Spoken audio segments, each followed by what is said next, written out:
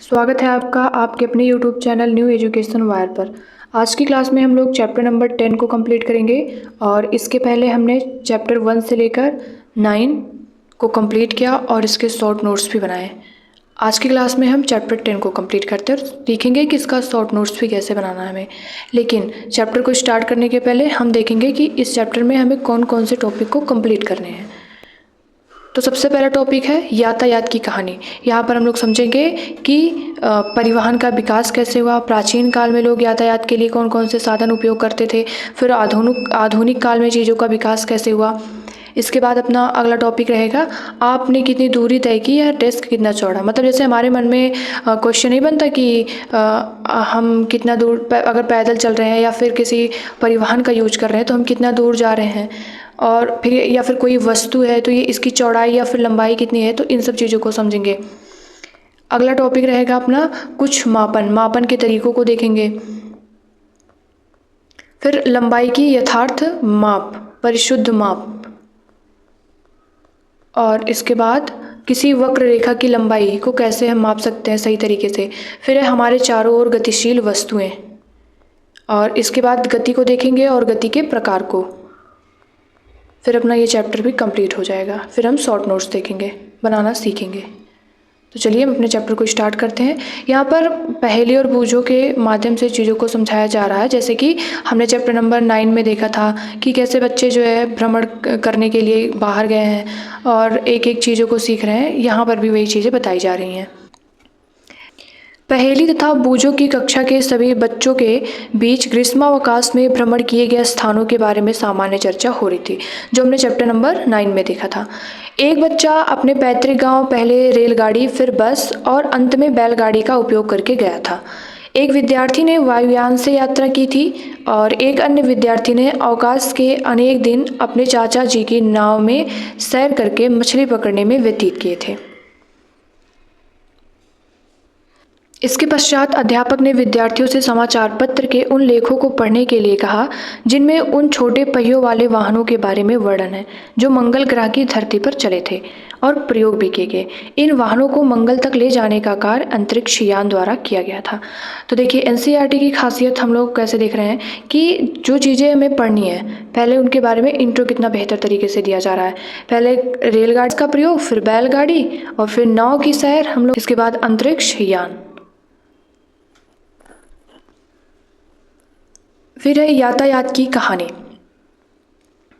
पहले प्राचीन काल में लोगों के पास यातायात के कोई साधन नहीं थे, वे पैदल चलते थे और अपना सामान या तो पीठ पर अथवा पशुओं की पीठ पर लाद कर ले जाते थे। प्राचीन काल में जल मार्गों में आने जाने के लिए नावों का उपयोग किया जाता था। आरंभ में लकड़ी के लट्ठों से जिनमें खोखली गुहिका बनाई जा सके नावें बनाई जाती थी। इसके पश्चात लोगों ने लकड़ी के विभिन्न टुकड़ों को आपस में जोड़कर नाव की आकृति बनाना सीख लिया। ये नावें जल में रहने वाले जीवों की आकृतियों के सदृश है, मतलब कि धारा रेखीय आकृति। इसके बाद पहिए का आविष्कार हुआ और यातायात की प्रणाली में अत्यंत महत्वपूर्ण परिवर्तन हुए। फिर 19वीं शताब्दी के प्रारंभ तक भी लोग एक स्थान से दूसरे स्थान तक परिवहन के लिए पशु शक्ति पर निर्भर करते थे। वाष्प इंजन के आविष्कार से एक नए स्रोत का समावेश हुआ और वाष्प इंजन से 40 सवारी गाड़ियों तथा मालगाड़ियों के डिब्बों के लिए रेल की पटरियों का निर्माण किया गया। परिवहन के कुछ साधन, जैसे परिवहन के अगर हम साधन देखें तो सड़क परिवहन हो गया, वायु परिवहन, जल परिवहन। सड़क परिवहन में हम लोग क्या क्या यूज करते हैं, जैसे साइकिल होगी, मोटरसाइकिल, कार, बस, इन सभी का प्रयोग होता है। साथ ही वायु परिवहन में हेलीकॉप्टर, जेट विमान, हवाई जहाज, इन सब का हम प्रयोग करते हैं। और जल परिवहन में नाव, स्टीमर, पानी का जहाज, इन सभी का हम जल परिवहन के रूप में यूज करते हैं। तो यातायात के साधन सड़क परिवहन हो गया, वायु परिवहन और जल परिवहन। इसके बाद विद्युत रेलगाड़ी, एकक रेल, पराधुनिक वायुयान तथा अंतरिक्ष यान 20वीं शताब्दी के कुछ योगदान हैं। आपने कितनी दूरी तय की या डेस्क कितना चौड़ा है।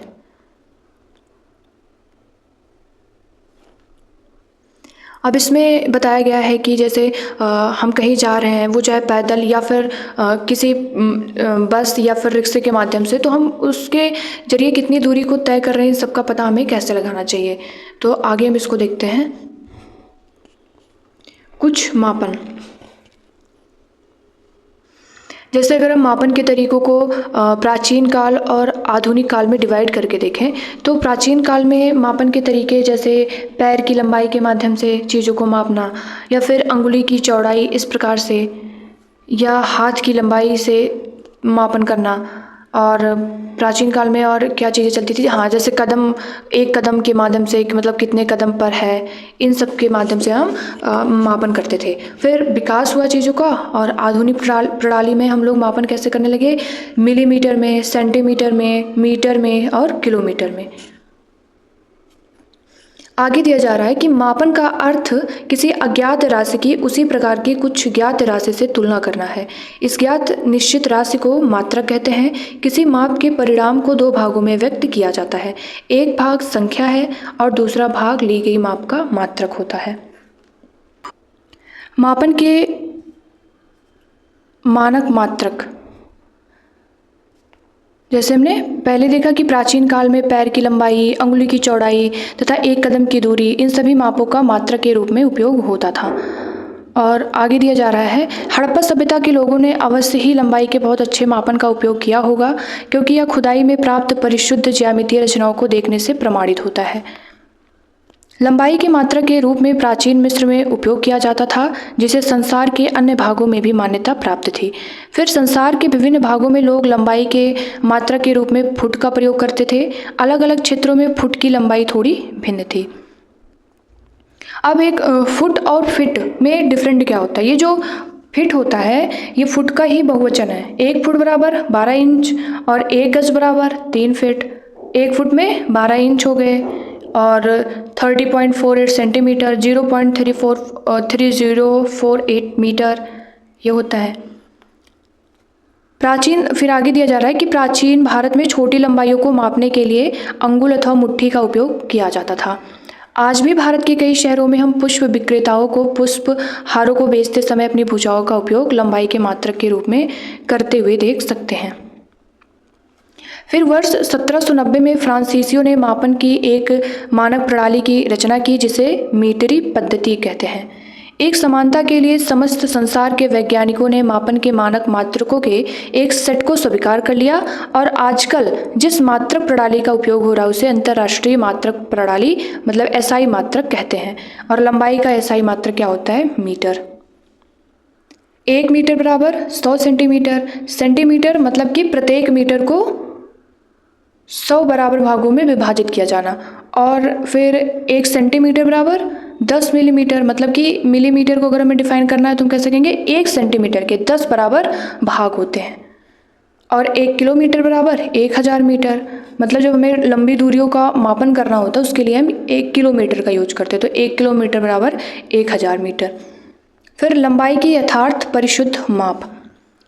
देखिए, जैसे लंबाई मापने के लिए हम मीटर पैमाने का उपयोग करते हैं। दर्जी मापक फीते का उपयोग करता है, जबकि कपड़े के व्यापारी मीटर छड़ काम में लाते हैं। और किसी वस्तु की लंबाई मापने के लिए आपको किसी उपयुक्त युक्ति का चयन करना चाहिए, क्योंकि अगर कोई बोल दे हमें कि वृक्ष का आपको मापन करना है, आप माप करके बताइए, तो हम उसके लिए मीटर पैमाने का उपयोग तो नहीं करेंगे। इसके लिए हमें मापक फीता अधिक सुविधाजनक होगा। तो इसीलिए चीज़ों को देख करके समझ करके तब हमें उसका मापन करना चाहिए। अगला है कि किसी वक्र रेखा की लंबाई मापना। मान लीजिए हमारे पास कोई सर्किल है, अब इसकी लंबाई हमें मापनी है, तो हम इसको धागे के माध्यम से भी माप सकते हैं। इस प्रकार से धागा लेंगे और फिर इतनी दूरी का धागा लेंगे और फिर इसको जो है मापक से माप लेंगे। हमारे चारों ओर गतिशील वस्तुएं। अगला टॉपिक, तो सबसे पहले हम समझते हैं ये गतिशील मतलब ये गति है क्या। तो समय के साथ किसी वस्तु की स्थिति में जब परिवर्तन हो, मान लीजिए कोई इस वस्तु में गति हुई, तो फिर क्या है, गति को हम कैसे डिफाइन करेंगे, समय के साथ किसी वस्तु की स्थिति में परिवर्तन ही गति कहलाता है। गति के प्रकार में अभी इस चैप्टर में तो केवल बताया गया है, जैसे वर्तुल गति, आवर्ती गति, घूर्णन गति, सरल रेखा गति। और ये जो सरल रेखा गति है, जैसे कि सीधी सड़क पर किसी वाहन की गति हो गई, या फिर किसी परेड में सिपाहियों के मार्च पास्ट, ये सभी क्या है, सरल रेखीय गति कहलाते हैं। और अगर हमें वर्तुल गति देखना है तो जब कोई वस्तु किसी वृत्ताकार मार्ग पर गति करती है, जैसे पंखे की पंखुड़ियाँ हो गई, और ये सब कौन सी गति है? वर्तुल गति। इसके अतिरिक्त भी कई एग्जाम्पल हैं, जैसे कि सिलाई मशीन का पहिया, ये सब कौन सी गति के उदाहरण हुए? वर्तुल गति के।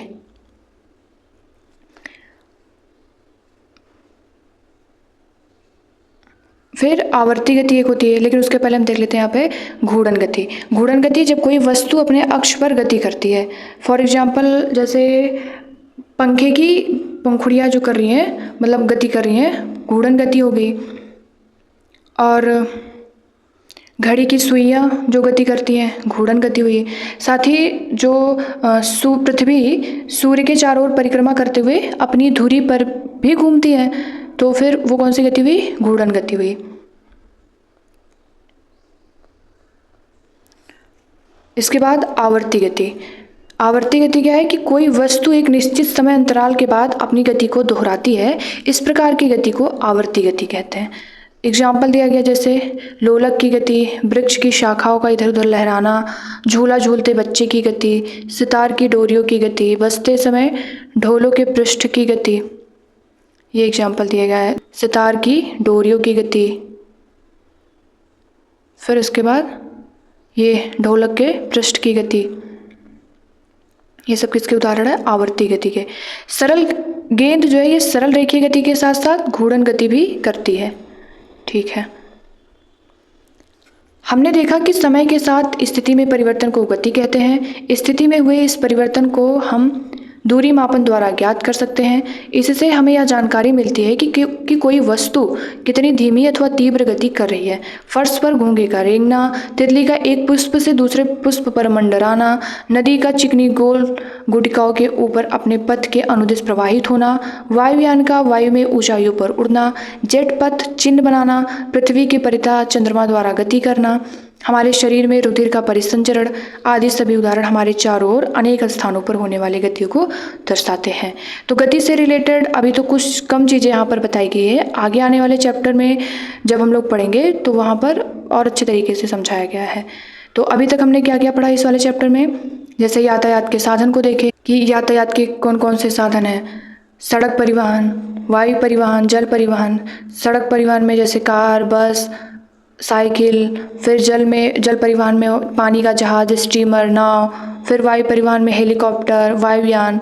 फिर हमने मात्रक को समझा कि मात्रक क्या है, मापन के निश्चित राशि को मात्रक कहते हैं। फिर हमने देखा कि मापक के परिणाम दो भाग में, एक संख्या का भाग और दूसरा मात्रक भाग। इसके बाद हमने मापन की प्रणाली को देखा, जैसे कि प्राचीन तरीके कौन कौन से, आधुनिक तरीके फिर कौन कौन से आए। प्राचीन तरीकों में जैसे कि एक कदम दूरी के माध्यम से चीज़ों को मापना, हाथ की लंबाई से मापन करना। फिर चीज़ों का विकास होता गया और फिर आधुनिक तरीके आए, सेंटीमीटर, मिलीमीटर, किलोमीटर। फिर हमने फुट को समझा और इसके बाद हमने देखा कि मीटरी पद्धति की रचना कैसे हुई। फ्रांसीसियों ने मापन की 1790 में फ्रांसीसियों ने मापन की एक मानक प्रणाली की रचना की जिसे मीटरी पद्धति कहते हैं। फिर हमने वक्र रेखा का मापन करना सीखा धागे के माध्यम से। गति को समझा, गति क्या है कि समय के साथ किसी वस्तु की स्थिति में परिवर्तन होना ही गति कहलाती है। गति के प्रकार को देखा, वर्तुल गति, आवर्ती गति और घूर्णन गति। इसी के साथ अपना ये चैप्टर कंप्लीट हुआ। अब हम चलते हैं सारांश पर। एक स्थान से दूसरे स्थान तक जाने के लिए परिवहन के विभिन्न साधनों का उपयोग किया जाता है और प्राचीन में लोग पैर की लंबाई, अंगुली की चौड़ाई, एक कदम की दूरी आदि का उपयोग मापन के मात्रक के रूप में करते थे। इससे उलझनें होती थी तथा इसलिए किसी एक समान मापन प्रणाली को विकसित करने की आवश्यकता उत्पन्न हुई। अब हम मात्रकों की अंतर्राष्ट्रीय प्रणाली का उपयोग करते हैं। इसे समस्त संसार में मान्यता प्राप्त है। एसआई मात्रकों में लंबाई का मानक मात्रक मीटर होता है। फिर सरल रेखा की अनुदिश गति को सरल रेखीय गति कहते हैं। वर्तुल गति में कोई वस्तु इस प्रकार गति करती है कि उस वस्तु की किसी नियत बिंदु से दूरी समान रहती है। ऐसी गति जो एक निश्चित समय अंतराल के पश्चात दोहराती उसे आवर्ती गति कहते हैं। जैसे घड़ी का पेंडुलम, झूले में झूलना और एक हृदय का धड़कना, ये सब कौन सी गति है? आवर्ती गति। आई होप चीज़ें आप लोगों को समझ में आई होंगी। आप लोग अपने शॉर्ट नोट्स प्रिपेयर करिए, बार बार रिवीजन करिए और आप क्वेश्चन की प्रैक्टिस स्टार्ट कर दीजिए। ठीक है, तो मिलता है नेक्स्ट वीडियो में नए चैप्टर के साथ। Thank you so much.